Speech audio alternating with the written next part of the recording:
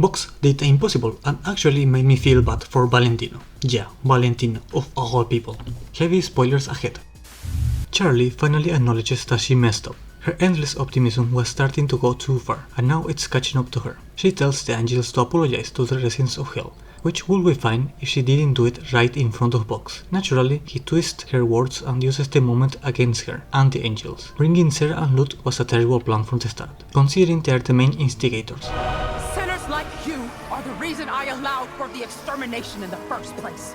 This angel admits it! If anything, they should have brought Sir Pensius to show that redemption in Hell is actually possible. Baggy urges Lucifer to deal with Box, since he is slandering Charlie and the hotel non-stop, but things take a turn. Lucifer turns out to have very tight constraints. He's not just confined to Hell, he can't even hurt sinners. The big question is how powerful are the higher-ups that they manage to beat Lucifer and put a restriction on him afterwards. It's else all around. Charlie blames Baggy, but Baggy finally snaps. She's been warning Charlie all along that playing into Box's game was a bad idea. Inviting Box to the hotel, going to that disastrous interview, it all snowballed. Shenanigans ensue. I don't have time for this lesbian drama. Charlie admits her mistakes and makes up with Baggy, but the damage is done. There's also an interesting parallel between Charlie Baggy and Box Valentino. Both pairs are in relationships, but with very different tones. Box, like Charlie, has a plan and drags Valentino along with him. Valentino supports him, but Box's insecurities push Valentino to the sidelines as he marches forward. And honestly, Box is doing quite well for himself, at least for now. Box is becoming a serious threat. He's gained the support of several overlords, including Carmilla, who's building him a weapon and rallying Hell's forces against Heaven. And as it turns out, Box had a tighter grip on the hotel than anyone realized. He was mind-controlling Angel Dust to spy for him. That's how he learned about Lucifer's weakness and managed to one-up him publicly, declaring a holy war in front of all of Hell. But not everything is perfect inside Box's empire. Alastor's plan is working surprisingly well. He is exploiting Box's insecurities, driving a wedge between the beasts. His taunts push Box to sideline Valentino and Velvet, forcing Velvet to apologize to Carmilla and put Valentino down.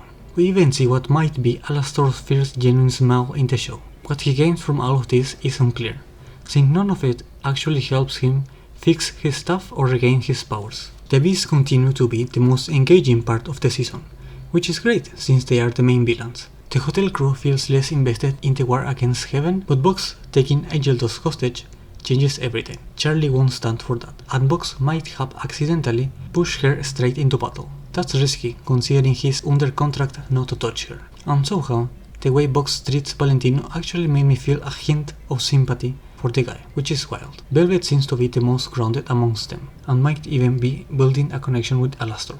Maybe Alastor is realizing that having a team isn't such a bad thing, and instead of forming his own, he might just try to steal Box's team. And honestly, that will be the perfect revenge after Box had the nerve to ask him to team up. And with Alastor gone, doing his nails with Velvet or whatever, Husk quits the hotel and returns to his old gambling life. But after a song and some heartfelt persuasion from Angel Dust, he decides to come back.